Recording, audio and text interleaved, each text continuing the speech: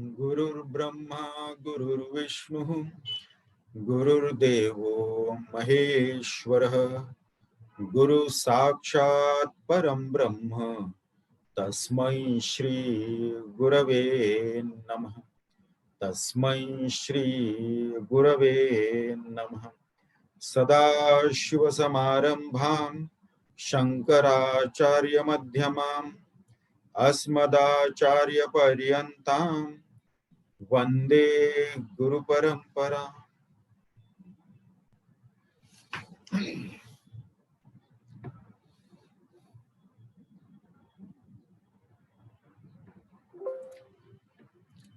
In our last session, we did up to the 5th shloka.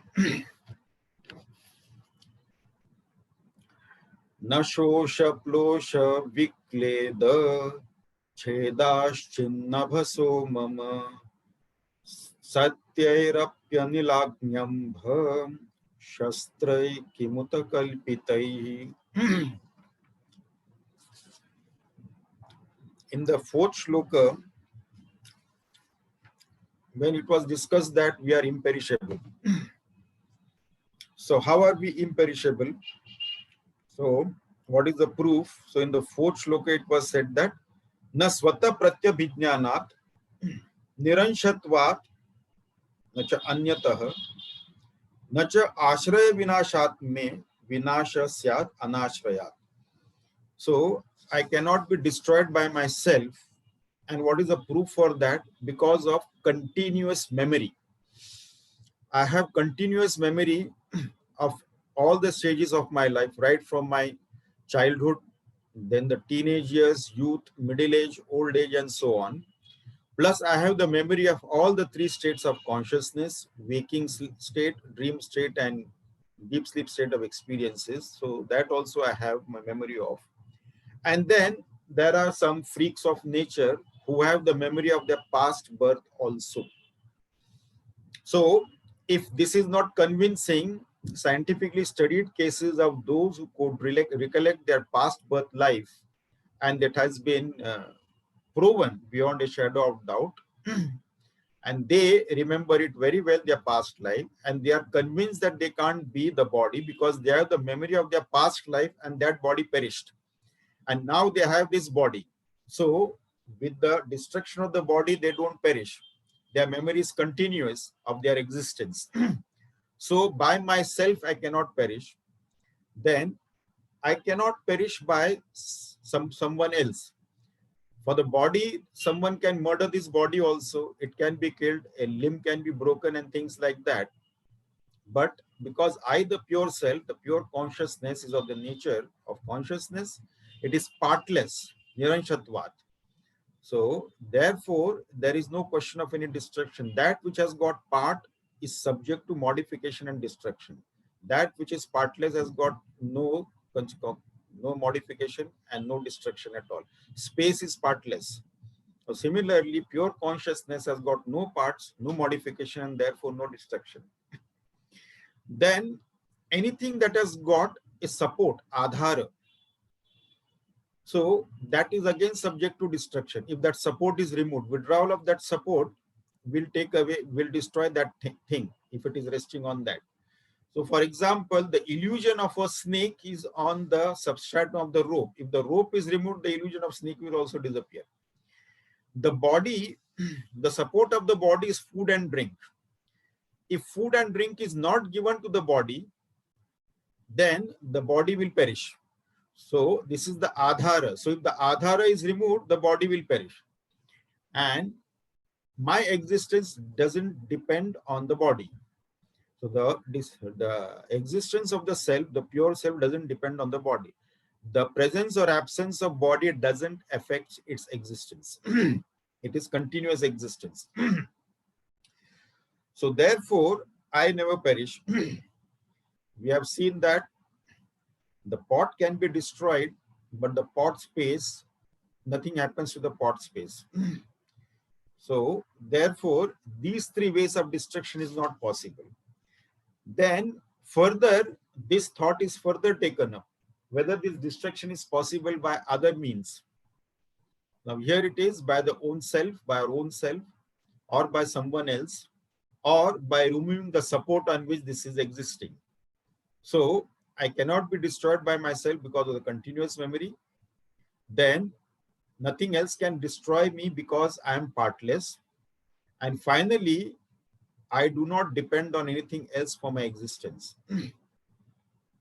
If it was so, then removal of that support, then it would have destroyed the self. But it is not so. So these three ways it is not possible. And then in the next verse, in the fifth one, the second particular thing, the second reason is that it cannot be destroyed by anything else external. So that was taken up for discussion. In the fifth shloka, it was said that na shlosha plosha vikleda cheda chedaha nabhasaha na abhasaha mama satyaihi api anilah agni amba shastraihi kimuta kalpitaihi. So, like the space cannot be dried or burnt or made wet or cut. So these are the four coming from the four elements: dried by the wind, or burnt by the fire, or made wet by the waters, or cleaved or cut by the weapons produced from the earth. So the space cannot be destroyed like that. Now, Satyahi api. Now these having empirical reality. Satyahi api. Now these five elements, out of which these four elements cannot destroy the subtlest of the element, that is the space. So, Kimuta kalpitaihi. Now all these five elements again, they are superimposition on my own self. So, if the subtlest of those five elements cannot be destroyed by the other four elements, how can these elements destroy me on which it is superimposed, this has got only empirical reality. So empirically real or relatively real means of destruction can't destroy this empirically real space. So how can this superimposed or illusory things destroy the pure self, which is the substratum of everything? And therefore I am imperishable. So a similar shloka was there in Bhagavad Gita in chapter 2, verse 23, where Lord Krishna tells Arjuna, Nainam chindanti shastrani, nainam dahati pavakaha, nachainam kledayantyapah, na shoshaiti maruta. So these four means of destruction is not possible for the self. So, kimuta kalpitaihi. Till this shloka we had done in our last session. We'll take up a new shloka for study. Now, another doubt is raised about the very validity of the Upanishadic statement. What is that? Indicating the identity of Atman and Brahman. That Atma itself is Brahman. You are saying that Atman is Brahman, Brahman is all pervading, and I, the Atman, is not all pervading. I am now and here only, limited by time and space. So how can I be Brahman? Most of the doubts that will be encountered relate to the question of the possibility of this total identity of Atman with Brahman, the absolute truth. Now the reply to the above is posed in the form of a question. Namely, if it can be proved that I am all pervasive, will it then become Brahman? Yes. So the problem set before us is to prove that I am all pervading. Now this is taken up in the next shloka. Advaita Makaranda, if you look at it, until now, like in earlier text, we used to do this neti neti, and here, apart from neti neti, it is more assertion of what I am rather than what I am not. Earlier, we had done a lot what I am not. I cannot be the body or the sense organs, the intellect and so on. But here the emphasis is more on what I am. Of course, along with the neti neti. Now, 6th shloka we'll take up for discussion. Abharupasya vishvasya Bhanam bhasannidhervina kadachinnavakalpeta bhachaham tena sarvagah. Abharupasya vishwasya bhanam bhasannidhehe vina kadachit na avakalpeta bha cha aham tena sarvagah. Now, I, the consciousness, is aware of this world, of this creation, of this universe, whereas the inert object is not aware of itself. And since it is inert, it cannot give sentiency also to anything. It is itself inert, it is not aware of itself, it cannot have knowledge of existence of other things also. So therefore, now, abharupyasya vishwasya. So, abha means inert. This vishwasya, vishwa is of the nature of inertness, insentiency, jada. Bhanam bhasannidhehe vina. Without this consciousness, there will be no awareness of this existence of this universe or this creation or this srishti. Kadachit na avakalpeta bha cha aham tena sarvagah.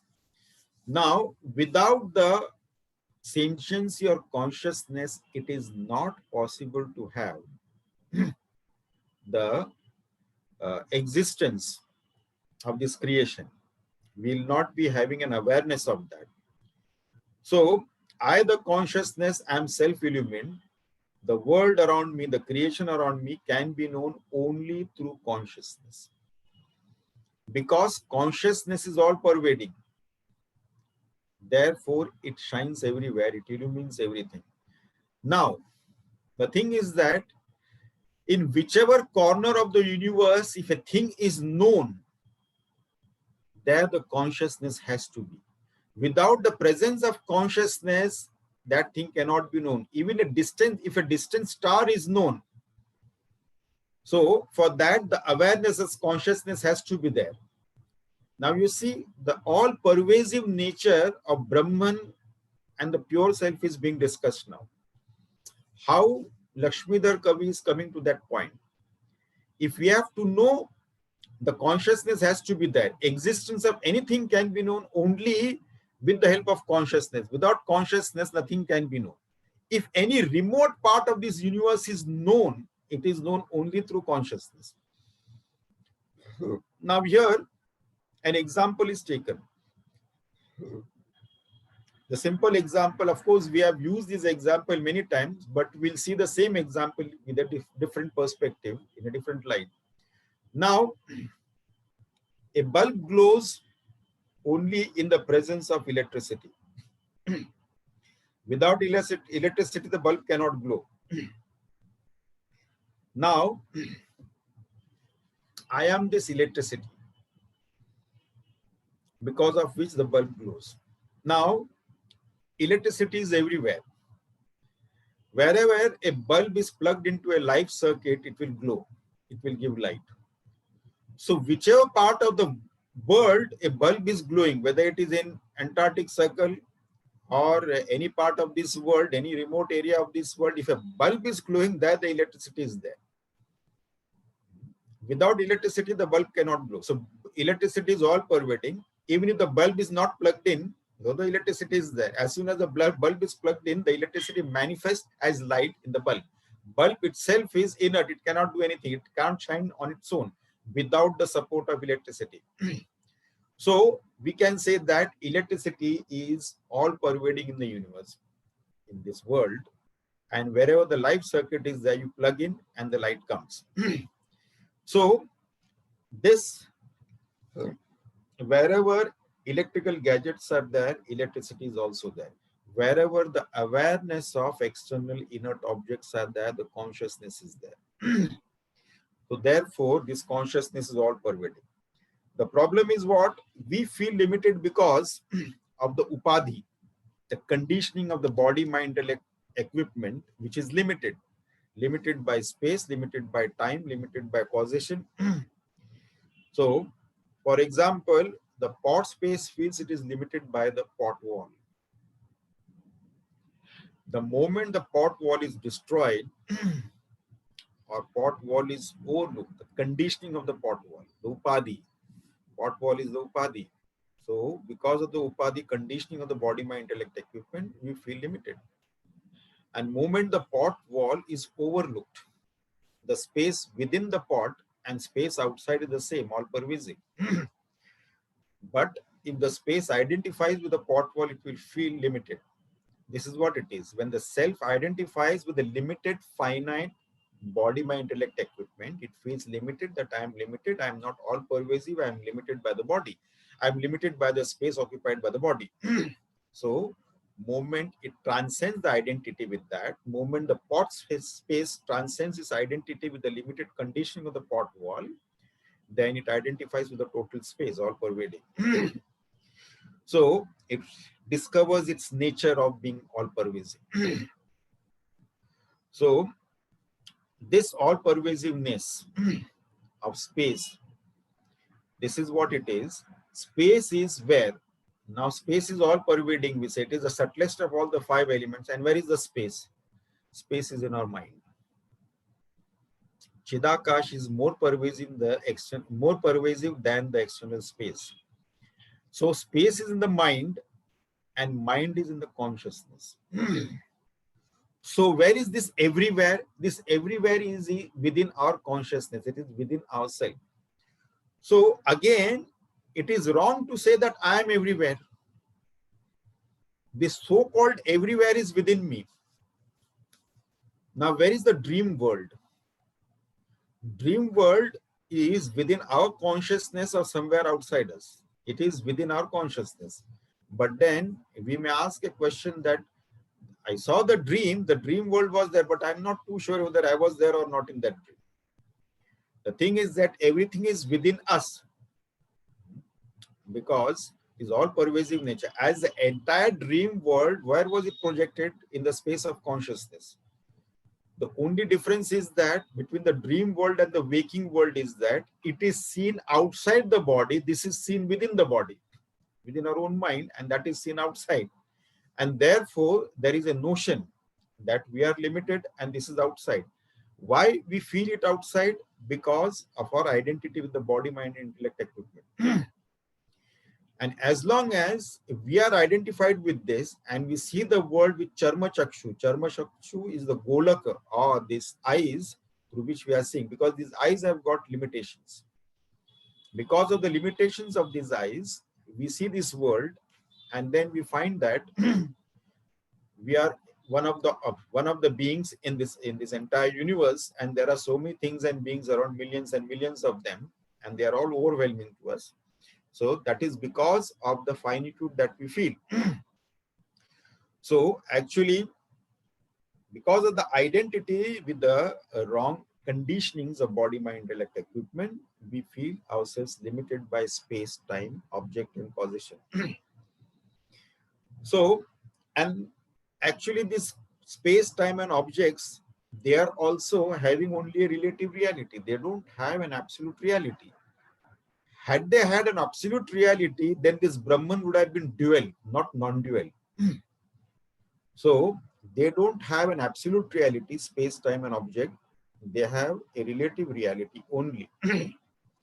So therefore, now the all pervasiveness is that wherever a thing is known, there the consciousness is. If Antarctic ice is known, then the consciousness is there also. Otherwise, that cannot be known. In the light of consciousness, it illumines the existing objects, the inert objects and beings and things like that. So, having said that, now, the next verse, the following verse goes to prove that time, space, and objects are not created or real entities, but are superimpositions. The self is thereby established as non-dual, hence infinite, because only a non-dual self can be infinite. If there is anything existing other than the self, by the virtue of the existence of that entity, this self will become finite. If something is called as infinite, then nothing exists other than that. If anything appears to be there, then it is only an appearance and not in reality. So now that is taken up for discussion in the 7th shloka. Nahi bhanadrute satvam narte bhanam chito chitah chit sambandho pinadhyasat rute tenahamadvayah. Nahi bhanadrute satvam narute bhanam chitah achitah chit sambandha api na adhyasat rute tena aham advaya. Now, what is the line of argument now?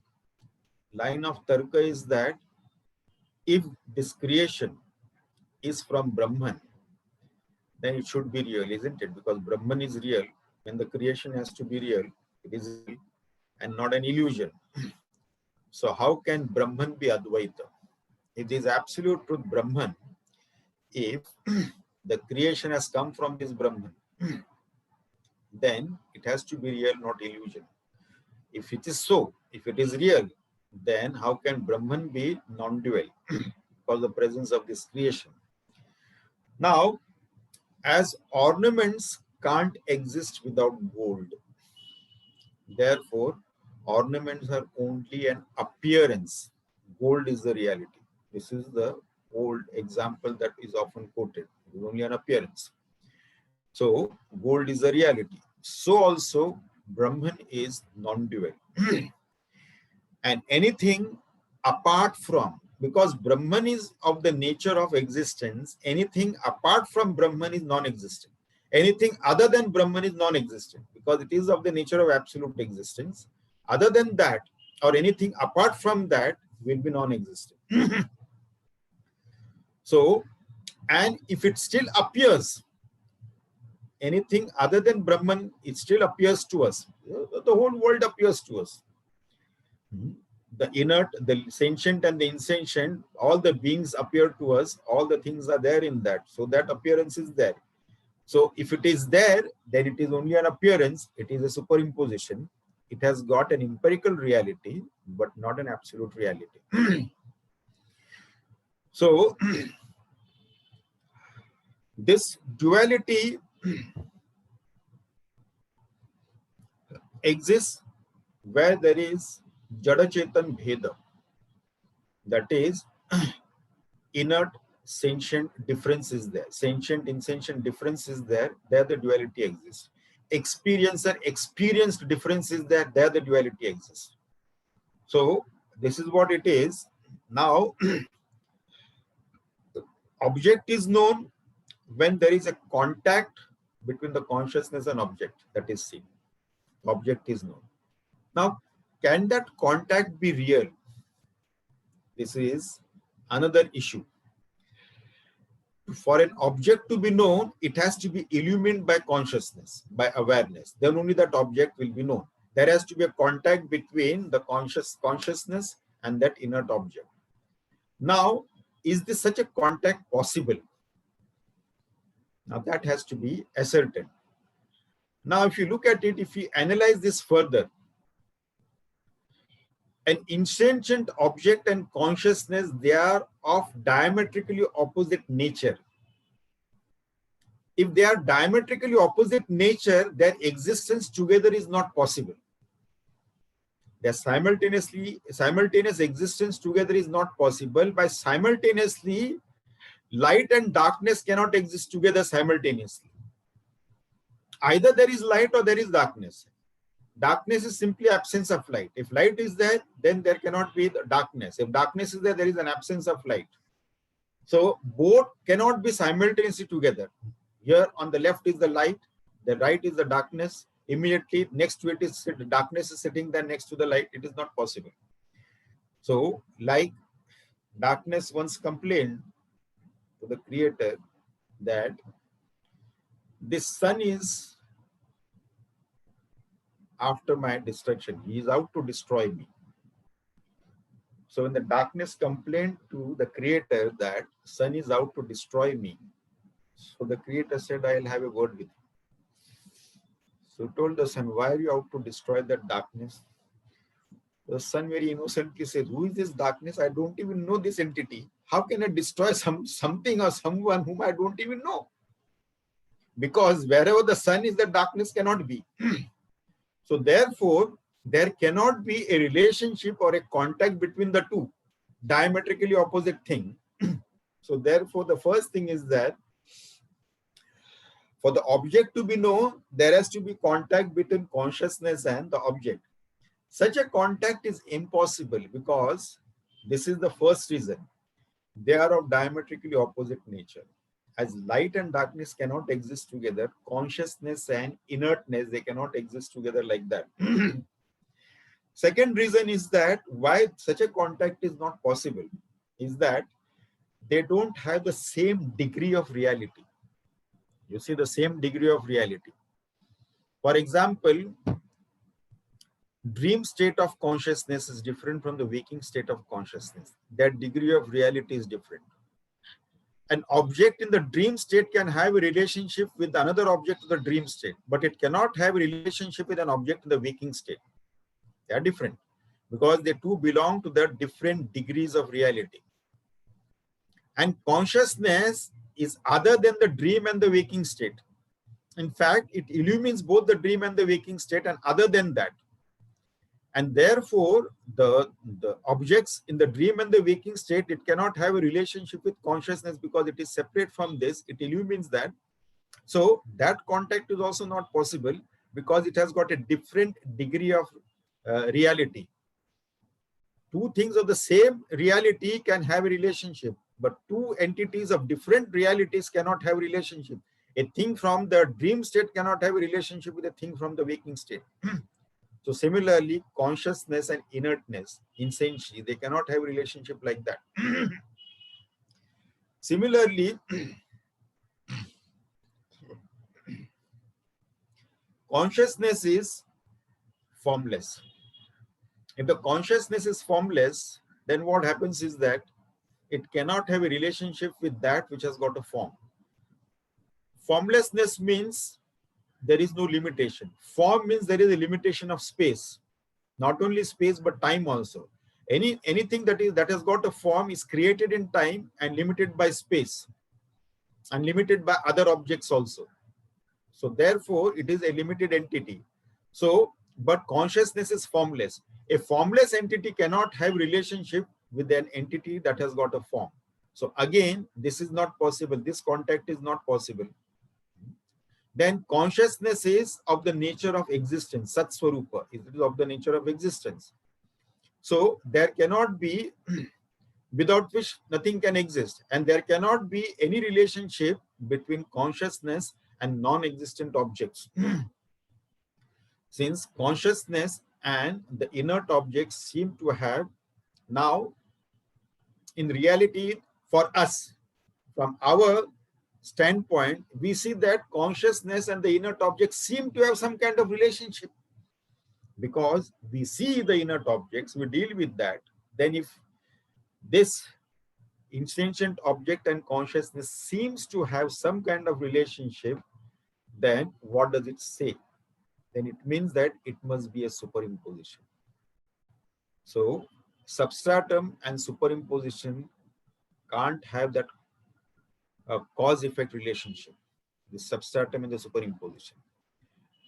The rope is not the cause of the illusory snake. The cause of the illusory snake is in our vision. In the seer who is seeing the illusion of the snake on the rope. Rope has not created the snake.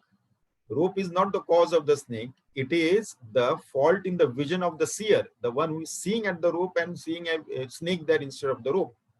So, substratum and superimposition cannot have a cause-effect relationship.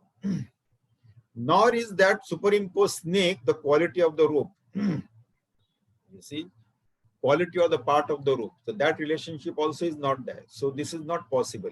So if there is an appearance of that, that means there is definitely a superimposition. It is an appearance, it is a superimposition, it is not a reality. It has got a reality only as long as our vision is limited by the upadhis or by the conditionings through which we experience this world. The body, the sense organs, the mind and the intellect, due to these limited entities, conditionings, the upadhis or instruments through which we perceive this world, we are limited by that, and therefore we have this experience. And to get the vision, the total vision, we have to transcend this. When we see through the charma chakshu from the eyes, this is what we see. When we see through the jnana chakshu or from the eye of wisdom, then of course the perception is different. Then there is one non-dual self and nothing else. Now, having said this, we move on to the next shloka. Now, one may still question how the non-dual homogeneous Brahman is the self. You see, our feeling is that I am fat, I am lean, and remaining at one place at a time, not that I am all pervading. So, fatness is the nature of the body, not of the self. The body can never be all pervading, however fat it may be. It cannot be all pervading.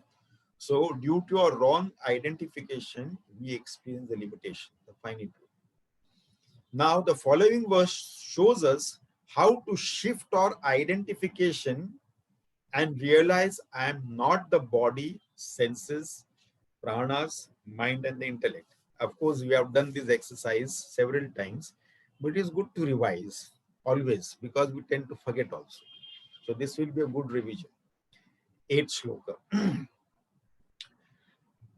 Na deho nendriyam chaham na prano na mano na dhi mamata parirabdhatvad akridatvadidam dhyaham na dehah na indriyam cha aham na pranah na manah na dhi mamata parirabdhatvad akridatvad idam dhyah.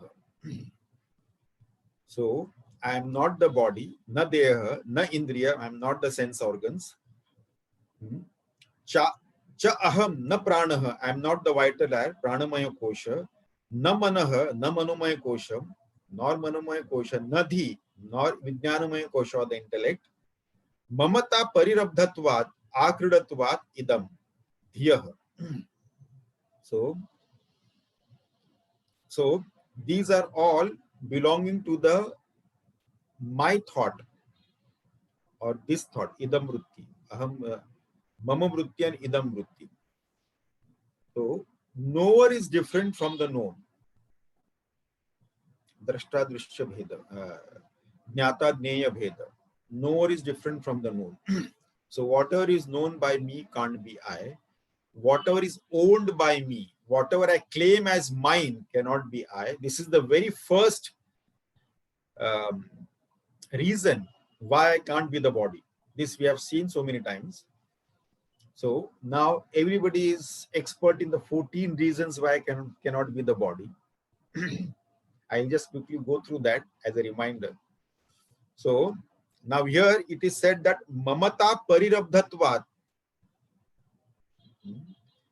So mamata parirabdhatvat, because it is embraced by my thought. Parirabdhatvat, embraced by mamata, by my thought. So it is the sport of the intellect.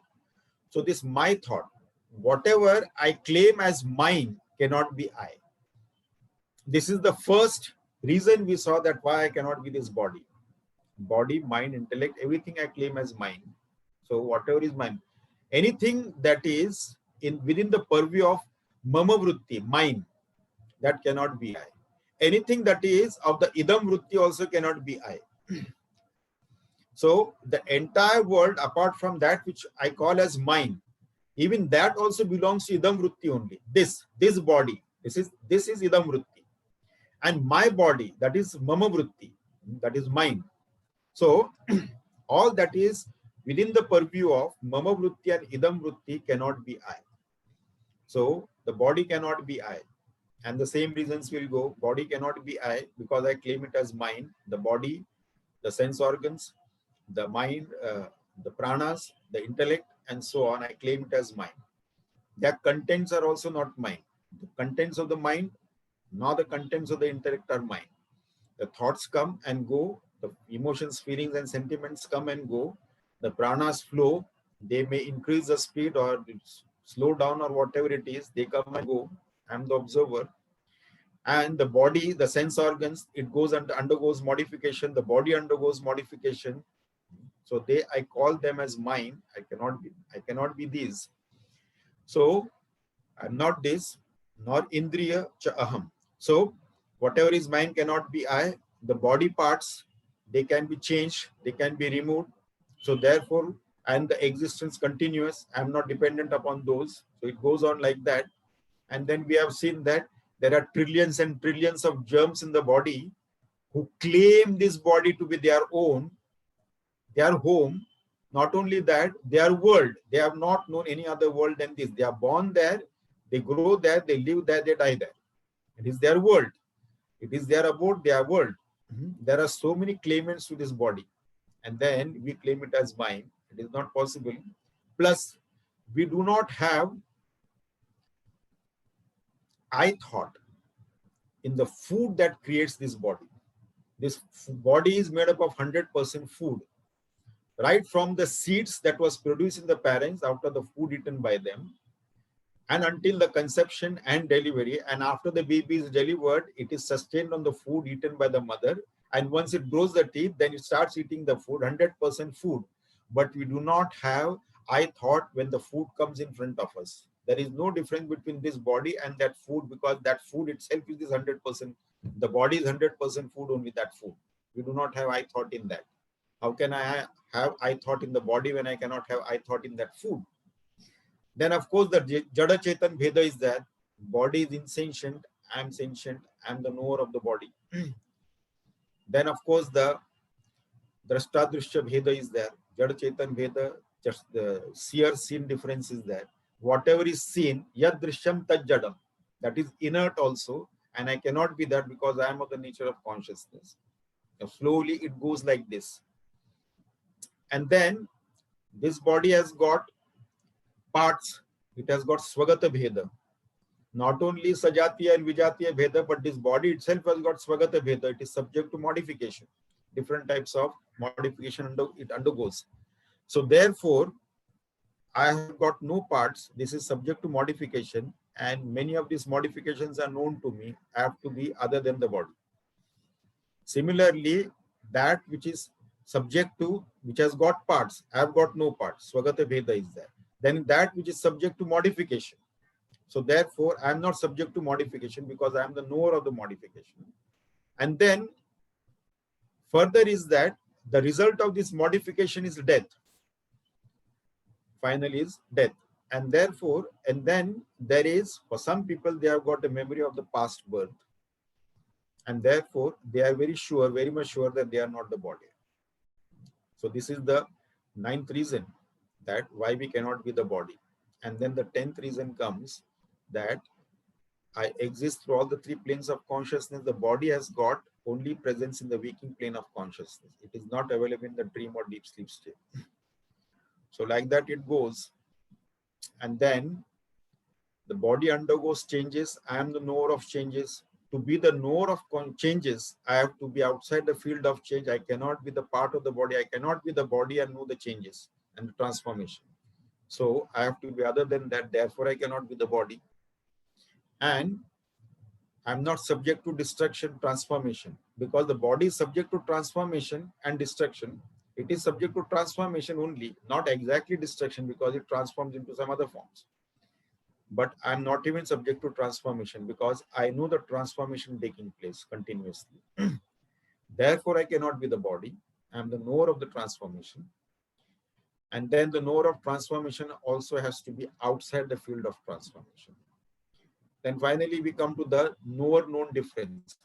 The knower is always other than the known. The body is known object. I am the knower of the body. I have to be other than that. And then the final one we have seen in the third shloka of this text. So all these reasonings have already again appeared in this text. Whatever reasons we have come up with, the 14 reasons, out of which many of those have appeared here already. So about the rebirth also has appeared here. Then the substratum and the illuminator has also appeared here. And now that what is mine cannot be I also has appeared here. So therefore, I cannot be this body. I have to be an entity other than these. So na deha, na indriyam, cha aham, na pranaha, na manaha, na dhi, mamata parirabdhatvat, akridatvat, idam yah. So these things cannot be I. It belongs to me. It is mine, but whatever is mine cannot be I. Now, having said this, now one may argue that the ego or the I thought, ahankara or the I thought, does not become the object of my thought. You see how the question goes. In my thought, we are referring to the body, sense organs, mind, and everything. And now this smart fellow is telling that I thought cannot become the object of my thought. Hence, it could be the self. This I, the ego, could be the self. Now, to answer such a wise sounding yet stupid notion, the poet says, Shlok 9. Sakshi sarvanvita preyan aham naham kadachana parinama paricheda paritapairupaplavad. Sakshi sarvanvita preyan aham na aham kadachana parinama paricheda paritapaihi upaplavat. Now you see, here the difference is given between I, the ego, and I, the pure self, the pure consciousness. What is the difference here? Sakshi. Sakshi, sarva anvita, sarva, all pervading. I, the witness, I am the witness, all pervading. Preyan aham, and I am dear. I am the, what is dearest to me is my own self. So Sakshi sarvan vitaha preyan aham na aham kadachana. So, and of course, not the ego here. Why not the ego? Now this I vritti doesn't exist on its own. What is the existence of this I vritti? Consciousness and the intellect has to come to a close proximity. That is sanidhya. There has to be a close proximity between the two. When there is a close proximity between consciousness and intellect, in the reflection of this consciousness in the intellect, this ego arises there. It has got no independent existence as such. You see? So, it arises in the Chidabhasa, in the Buddhi, and this identifies with the Panchakoshas, the body, the Pranamaya Kosh, Manamaya Kosh, and Vijnanamaya Kosh and Anandamaya Kosh. So, as the Panchakosha keeps changing, this ego also keeps changing. This Ahambhav also keeps changing. So, with every new thought, a new ego is born and dies. And every thought, if there is a continuous thought, continuous, that with every thought, a new ego is born and dies with that. But that process is so fast, we attribute it to one ego. That is, the one ego only is undergoing all that thing. But it is with every thought, a new ego is born. So it can't be the self, because self has got the memory of everything. Because self is not subject to change, immutable. And it has got memory of everything. Why this pure self cannot be the ego, ahankara? Now the reasons are given here. First thing is that I am the sakshi or the witness, and ego is the object of vritti. Ego is the object of thought. Aham vritti. It is a thought, I thought. So it is a I thought, and this I thought has to be illumined by consciousness. Aham vritti and idam vritti. I thought and this thought. So they have to be illumined by consciousness. It has got no independent existence. So I am the all-pervading witness, Sakshi, and this is a vritti, an object of vritti, I. Now, the next one is that Aham Sarvanavit. So I am Sarvavyapi. I am all-pervading. Whereas ego is limited to this body alone. Ego is limited by space, time, and causation. It is limited to body, not beyond the no state. This is what the ego is. As long as the body is there, it is limited by the body. It is limited by time also, because the body is born in a particular time and then it is subject to destruction in time again. So born in time and subject to destruction in time. So it is limited by time. It is limited by objects also. So I am identified with these panchakoshas. So I have certain objects and I'm limited by objects that are not in my possession. I am already limited by the objects in my possession, but also I am limited.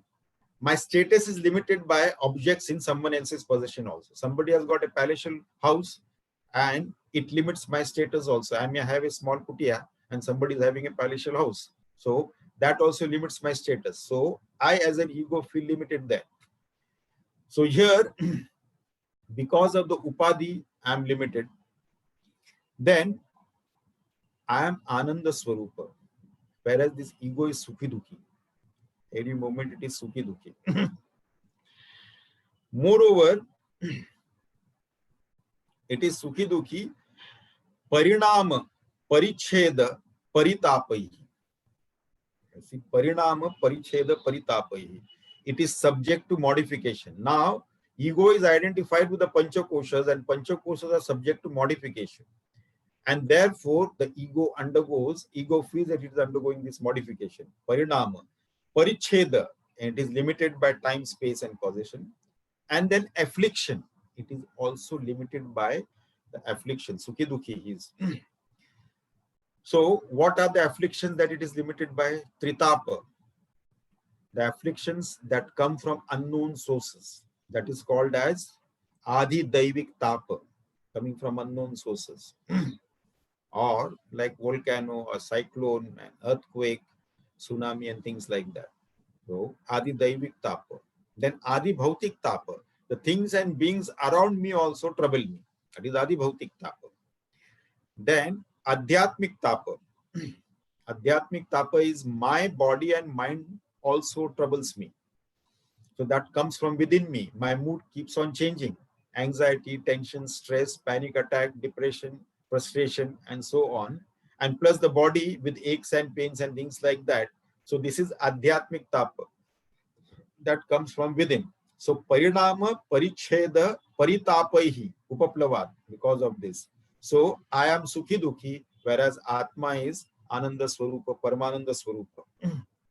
Then this sansar belongs to the ego, not to the self. Self is free from the sansara. Finally, ego is absent in the deep sleep state. But I am very much present in all the three planes of consciousness, whereas ego is present only in the waking and the dream state. Deep sleep state, its presence is only in the seed form. It is not manifest, it is in the unmanifest state. It is temporarily absorbed into its own source. It is in an unmanifest state and therefore it doesn't know anything. So, whereas I am the illuminator of all the three planes of consciousness, so I cannot be compared to the ego. I am different than the ego. Ego and I, the pure self, cannot be the same. They are different. So, Sakshi Sarvan with Preyan Aham, Na Aham Kadachana, that is not the ego, ever. Parinama Paricheda Paritapaihi, these all belong to this ego alone, not to the pure self. So, ego has got association in all these things. Now, here is a doubt. What is the doubt? The doubt is against the statement, the self is ever free and the sansara belongs only to the ego. the I thought, ahankara, and the self seems to coexist very well. Therefore, the conclusion is that the samsara must belong to both the ego as well as the self. Now, this is being negated by the next verse. See how the doubts come in the seeker's mind. So, this kind of doubts will come in the seeker's mind continuously. So, here in the 10th shloka, this is clarified. So, what is the doubt now? The self is ever free and the samsara belongs to ego is the statement given in the previous shloka. Now here the doubt is that I thought and the self, the ego and the self appear to exist together, coexist together. So the samsara should belong to both of them. Why only to the ego? Why not to the self? That is the doubt. Now the clarification comes in the 10th shloka. Sukte hamena drushyante dukkha dosha pravruttayah ata tasyaiva sansarah name sansartru sakshinah sukte ahame na drishyante dukkha dosha pravruttayah atah tasya eva sansarah name sansartru sakshinah. So now here sukte ahami, when the ahankar is asleep. Now the thing is that in sushupti there is no misery. Dukkha dosha pravruttaya is not there. In sushupti there is no misery, sorrow or pain there, where ego is totally absorbed into its own source. It is not totally destroyed. If it is destroyed, then the body can't wake up. At the same time, we'll be realizing if the ego is destroyed. There is no identification. But ego is not destroyed. The jiva bhava is there, but it is in the seed form. It is not manifest. It is an unmanifest state. So, all these problems are there only when this ego is operating. It is in the full waking state, either semi-awake or fully awake. In the dream state and the deep sleep, in the waking state. In the waking state, it is fully awake. The mind is also fully functional. Whereas in the deep state, dream state also, it is awake. So in both the state, the experiences belong to the ego. Now the deep sleep state, this ego is temporarily unmanifest. It is in the seed form. It is absorbed into its own source. It is in the seed form. It is temporarily unmanifest. And therefore, it doesn't have any experience of the sleep at the end of the sleep experience, because again his sleep experience is illumined by consciousness, and therefore even though the jiva says I didn't know anything, he also says that I slept well. That is illumined. That experience is illumined by consciousness. So all the problem that it has got, they are only with the ego. Aham vritti, that is ego. Self is the witness of this ego. Self is not the ego. Self is witness of the ego. Self is other than the ego. And the experiences is not undergone by the self, but by the ego. Now you see, of course, the further explanation comes in the explanation of the three states of consciousness. How, in a detailed explanation is given, how it cannot be, how the self cannot be the ego. Because the doubt was raised that they seems to coexist. Ego and the self seem to coexist in the same samsara. So the samsara should belong to both. It was explained that samsara belongs to the ego and not to the self, because the ego is the one who goes through the experiences of the waking in the dream state and suffers the aches and pains, miseries and sorrows, pleasures and joys and sorrows of this world, and therefore it belongs to him, not to the ego and not to the self. And then the argument was that the both coexist together, so it should belong to both. But that is not the case, because ego is not present fully in the deep sleep state of consciousness, where the self is very much present. self is not affected by the experiences of the waking and the dream state and illumines all the three states, whereas ego is fully present in the waking and the dream state and not fully present in the deep sleep state, and it doesn't have the knowledge of that, but its experience is illumined by the pure self.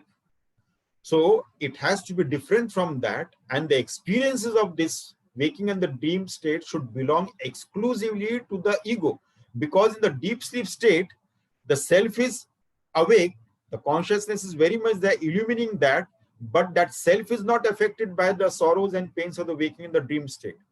And temporarily it is absent in the deep sleep state, which is illumined by the self, which is very much present, and temporarily that is absent.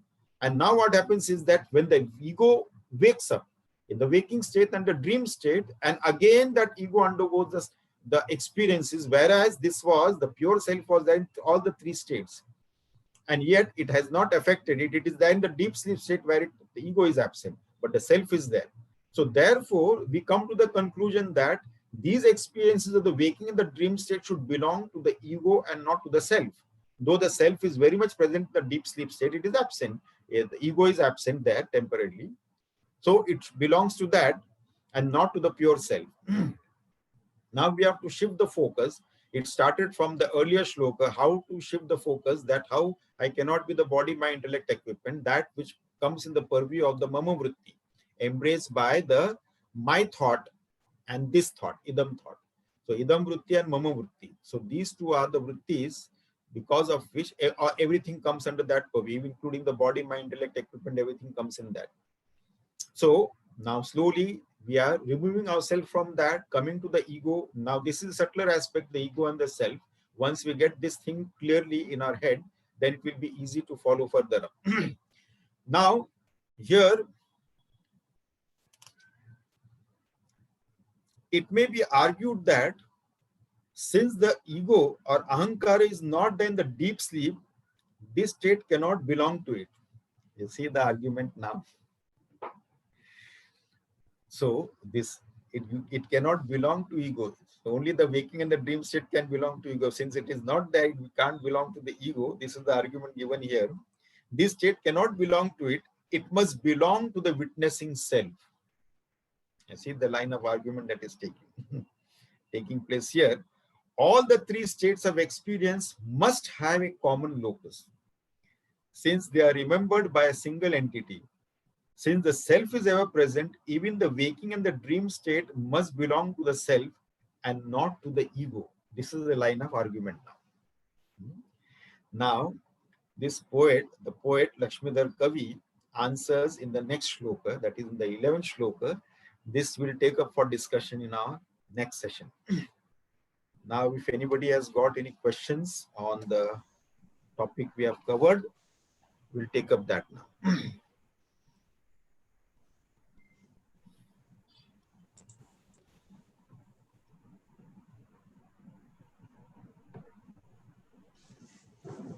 Swamiji, can I be heard? So, yeah. Can you hear me? Yeah. Ask me. Yeah. If anybody wants to ask any question, please go ahead.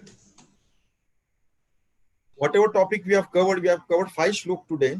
So yeah. Whatever we have discussed, any doubts have arisen while listening to that, so we can discuss that. Swamiji. Yes. I have got one or two things to be clarified. Yes. If you take the 6 shlokas source very seriously. 6th one. Yeah, 6th or 7th, either of these two. 6th or 7th. Where it is mentioned that one is sentient and another one is means self is sentient, and the and the rest are inert. Inert, huh? So there cannot be any relationship between these two. Now, if this is taken very seriously, and it must be taken very seriously, of course, then all the relationship, whether husband and wife relationship, whether parents, children relationship, even Guru and Shishya relationship, they are all superimposed and they are not real, isn't it? There, now you are talking. Is this understanding correct?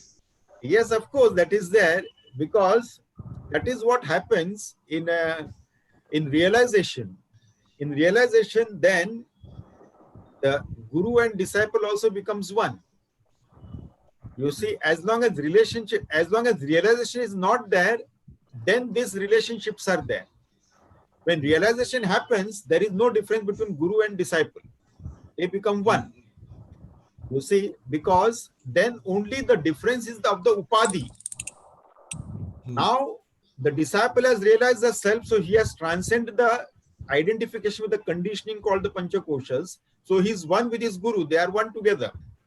But the upadhi nama rupa bheda is there. Asti bhati priyam, now he has realized that asti bhati priyam, he is at the level of asti bhati priyam, discarding the identity with the nama rupa, so they are both one. There is no difference between them. But the thing is that because of our ignorance, we are identified with this form, and this form we take as real, and therefore then we form the relationship. Without the ego, the relationship will not be formed. And without the relationship being formed, there cannot be any karmic bondage. Without the karmic bondage, there cannot be in the life and death cycle. And then punarapi jananam, punarapi maranam, punarapi janani jathare shainam. So one thing leads to another, and this is how we have come into this thing. So we have to extricate ourselves from that. So this relationship is nothing but the illusion, isn't it? Yeah, but for whom it is an illusion? The one who has the one who has transcended for him. Therefore, a realized master doesn't take anything seriously. In the relationships are also not taken seriously. For a realized master, they are also not serious about any relationship also. So they are there. It said, when Sri Krishna, when he left the Gokul and came to Vrindavan, then he left Vrindavan and went to Mathura. He didn't turn back. He never visited Vrindavan again in his life once he left that. What happened to all the relationship there in the Vrindavan? Gone. Then he left Mathura and went to Dwarka. Finished. The connection is gone with Mathura also. So Swamiji, Advaita Makaranda is creating more ripples in our study circle than any other book. See, we have to face it. Advaita Makaranda is a subtler text. This is taken up once we have done some of the Vedantic study, like we have done Panchakosha, Panchadashi and all that thing, and some part of Bhagavad Gita or some Upanishads we have studied. Then this Advaita Makaranda is taken, and this is very interesting because this is now, it is about time that we go to the subtler level. How long can we keep on chanting, I am not the body, I am not the mind? Swamiji. Yes. 1 minute. Can you hear me, Swamiji? Auntie, 1 minute. Let me complete the last question. Yeah. Swamiji, we want a word of encouragement because in Tuesday's study circle, some of 1 or 2 participants felt that ये कभी होगा, ये कभी realization होगा. So we want a word of encouragement from you. ये तो कभी भी हो सकता है. Any moment it can happen just like that. Because even now when you ask this question, you are nothing but that Nitya Shuddha Buddha Mukta Parabrahma Paramatma Swarup alone and nothing less than that.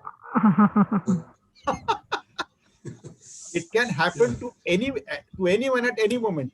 5-year-old kid it can happen, and 90-year-old on his deathbed also can realize in the last moment before he drops the body also can realize the self. So you should be always optimistic. We should be always optimistic. Auntie, आपका video चालू करो and ask the question. No, I'm just asking. I don't need to have the video. I'm not asking. I'm telling that this we did in a very short way from Atma Satakam. This is the Chidananda Rupam, Shivaham. There they say, I'm not Guru, neither I'm Shishwa. No Guru, no Mata, Shishwa. not. It's the same. Yes. Go ahead. No, that is what I'm telling. It is the same thing that you are explaining. Yes. Atma Yeah. Shatakam said the same thing. Nirvana Shatakam is there. Nirvan Shatakam. We did Atma Bodha Drigdishya Viveka. Now we are doing this Advaita Makaranda. And Nirvana Shatakam also, it is again the same thing. The gist of it is Nirvana Shatakam. Yes, yes. So this we have been chanting Nirvana Shatakam, but we have to also do Tatvatah. Yes. Asha, you want to ask any question? No, Clear next your, time. No, not next time. Clear your doubt of Tuesday. No, feel free to talk. Na?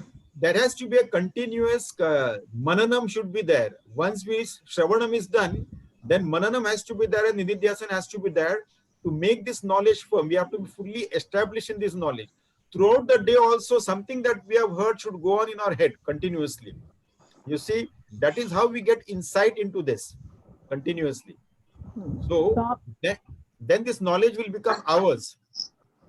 Swamiji, Nidhi Nidhyasam, when we do, we have to do 24/7.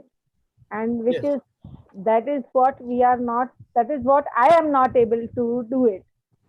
So how do we go about it that it should be remembered throughout? I am the conscious and not the body. No, even in 24 hours, if you are not able to do every moment, it doesn't matter. Nisarata Maharaj did his contemplation while making bidi. He used to look after his family and wife and children and look after his business also, making bidis and selling bidis. But in between, whenever he used to attend to customers, whenever he used to get time, he used to do this contemplation. And that is how he realized the self. So our mind will throw up all kinds of excuses, you see. We are tied up with this, we are tied up. But whenever we get even a little bit of time we get, we have to focus on that. It has to go to that again. Or when we are going through certain experiences, it should remind us of the studies we did, what we heard in the scriptural study. It should remind us the experiences that we are going through, or when we see something in the external world, what is happening in somebody's life, when we see something, and it should remind us of what we have studied in the scriptures. And the more we see the negative things in the external world, the more the vairagya should come up. And more the vairagya comes up, more earnestness will be there, the determination will be there. We have to see through its logical end, that I have to realize the self before I drop the body. Yes, right. Yes, Swamiji. Thank you. Yes. Yeah, Swamiji, as you suggest that nothing should be taken seriously from self-realization point of view, but the body's duties have to be taken, relationships duties have to be taken seriously. No, you don't have to take them seriously. You have to discharge your duties sincerely. Sincerely, okay. Without being serious about it. I think slight the best difference way, you make it. Yeah. So I think, in fact, we cannot take anything seriously in this entire world. Yeah. We have to be sincere in the discharge of our duties. In our sadhana, in our studies, we have to be sincere, but don't take anything seriously. Once this knowledge starts maturing, then the entire existence is nothing but an encyclopedia of jokes. Swamiji, I can see two new names, Haresh Bunwani and Madhu Sengupta. No, they are there earlier also. They were there. Anyway, they are Madhu and Haresh. You can ask some question. Last 15 minutes. Yeah, last 15 minutes. Yeah, last 15 belongs to us. First hour belongs to Swamiji. Next 15 minutes belong to us. Next time I will ask because I haven't attended the 2 previous classes. No problem. Today you have attended. Yeah, but still, I've just started in the middle and I don't have this book either. Yeah, okay. So she'll have to first hear the first 2 talks and then this one also. Jayant, thank you. Next time. Jayant, I always look forward to you as my companion in asking the question. Swamiji, one question. Yes. The Ahankar is a changeless character. Ahankar is a shameless character. changeless. It keeps changing. It is not changeless. It is constantly changing character. Constantly changing character. So it after the ego is dropped, they say that is the substratum which comes in superimposition on the substratum. So how does that means in within Nidhyasana, how do we drop it? Dropping happens when you transcend your identity with the body, mind, intellect, equipment. When you transcend it, when the ego is dissolved, and you transcend the intellect equipment also, because in intellect the Chidabhasa is there where the reflection happens, and that is why the ego arises, isn't it? So then the realizers also have ego, but their ego is like a burnt rope. As long as the body is there, they go through the motions of life. It is like a burnt rope. It cannot bind them, nor they can bind with someone else with that rope, burnt rope. It is like that. So then it doesn't trouble them. Okay, Swamiji, thank you. Swamiji, one good part is that what comes to light is that, being sincere though in life, it is, today I get to understand even karma is a mere masti mazak. There's nothing such thing as karma. Karmas are there. You take life as it comes. See, the experiences will be there, but you be a sakshi, a witness to that. When we are a witness to that, its effect will be less. You see, when anger is welling in our mind and it is about to explode, the moment you become aware of that anger that is welling in your mind, the moment you become aware of it, it removes the sting out of it. Isn't it? So when that awareness is there, then you don't take things seriously. Even the karmas are there and you are fully aware of it, so you will not take them seriously. In an awareness only we get troubled. When that in unawareness, that anger will explode and then we'll regret also of what we did in anger. Then that regret will follow after that. So when we become aware of that, then immediately the sting is removed out of that, and then it is deflated and it doesn't affect us. In awareness, so always these kind of errors happen in unawareness. When that awareness is always there, whether the karma is there, the experiences we are going through, it may be good or bad experiences also, positive and negative experiences also. The first step is stand apart and observe. Be a sakshi or be a witness to that. That is the first step. We cannot immediately disconnect with that or disidentify with that. Disidentifying may not be possible. It is difficult, but at least we can stand apart. We can be a witness to that. Yes, a thought is welling up in my mind. It has come in that. A feeling or emotion has come in my mind. Be aware of that. Always that. So this is the first step of being a real seeker, a sadhaka. So when we are constantly aware, okay, this feeling has come in my mind, this emotion has come, this thought has come in my intellect, whether it is positive or negative, good or bad, it doesn't matter. As long as you are a witness to that, it will not affect you. So only when we are not witness to that, that in unawareness, we start flowing with the thought, flowing with the emotion. That is when we start getting affected. So as long as we are a witness, we will not get affected. So that is why for sadhaka, they say, Savdhani ka naam hi sadhana hai. To be alert at all times, to be aware at all times. We can't leave our guard off like that. We can't leave our guard down. We have to be always on guard. This is what happens. Otherwise, we get affected by the external world, not only the external world, and things that our mind and intellect creates on its own within us. We get affected by that also. So not only the external world, there are something inside us also perfectly capable of affecting us negatively. So if we are always on the guard, be a witness to that and be aware of that. Okay, now this negative thought has come, this negative emotion has come, this bad thought has come, this bad emotion has come, something like that.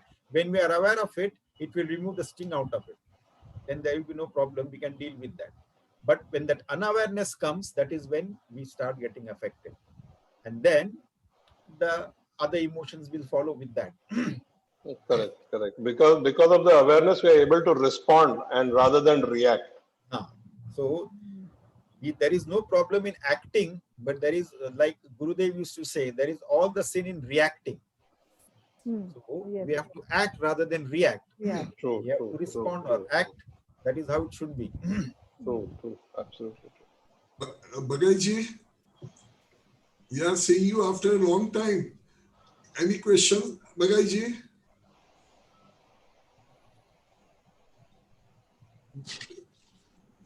He's not responding. Unmute yourself, please. Unmute कीजिए. I'm enjoying the proceedings. I'm enjoying and saying pranams to Swamiji. Pranams. Hari Om to you. At Swamiji is at 88, he's not out. 89. Not out. 89. 89. Pankaj. Pankaj, 89 89. not out. 89. Good going. Swamiji, see how in chemistry and physics and all, we have laboratory demonstration. So can not, this is all, it's a knowledge like, but can we not have something like some practical to show like, how to be just a sakshi and can't do anything? How in chemistry they prove like, certain elements. You go through the emotions, but when you are witness to that, it doesn't hurt you, it doesn't affect you, rather. That is what it is. When you are not an witness to that, then you get affected by that. You see, anything when you stand apart and observe, you are not. And it also depends upon how you are identified with the events and experiences that are happening in your life. How much in depth you are identified. The more identification, the stronger the identification, the more you get affected by that. Least identification, less effect is there. No identification, no effect is there.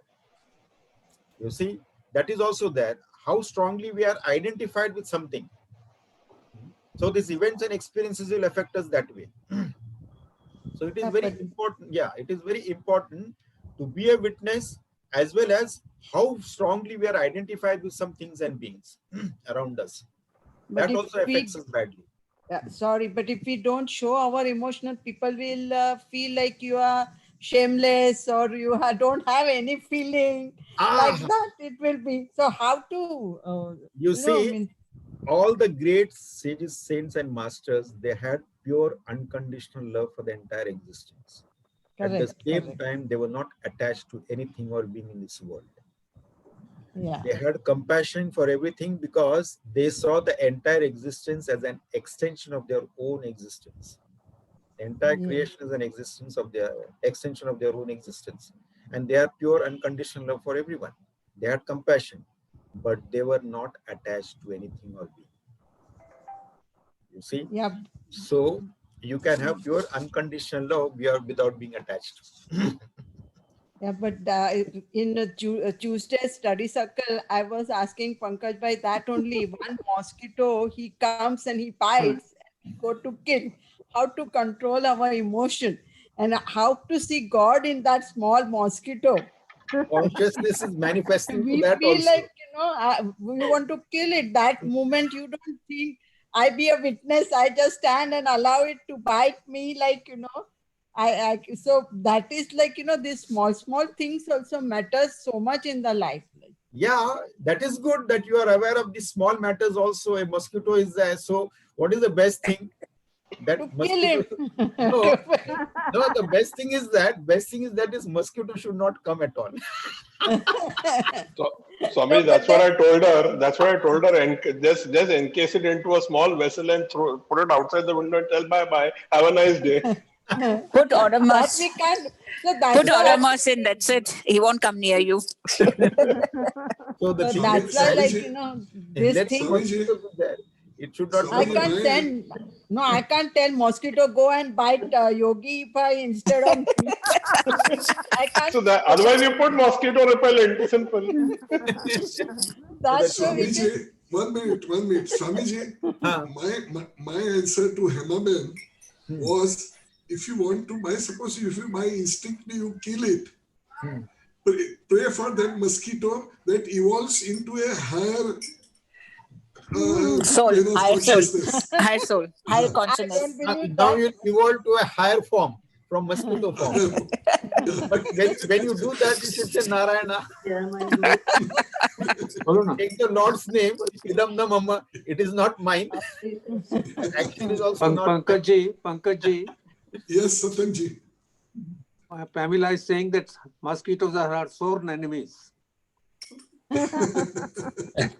But that is what, Swamiji, we can't cultivate that bhav, like, we can't see God in everything, like, when somebody is doing some harming, why just somebody is taking stick and, beating dog or something, that small incidents, like, then you feel disturbed. Yeah, you feel You will not compassion like for the that dog. man, like, No, or you women. feel compassion for the dog and you prevent the person from beating the dog. When you have can compassion. do, but then I can't see God in that person who is beating dog or beating somebody. Or No, when you have this thing, always remember the Drigdrishya Viveka. Always remember Drigdrishya Viveka. Cut out the Nama Rupa and focus on Asti Bhati Priya.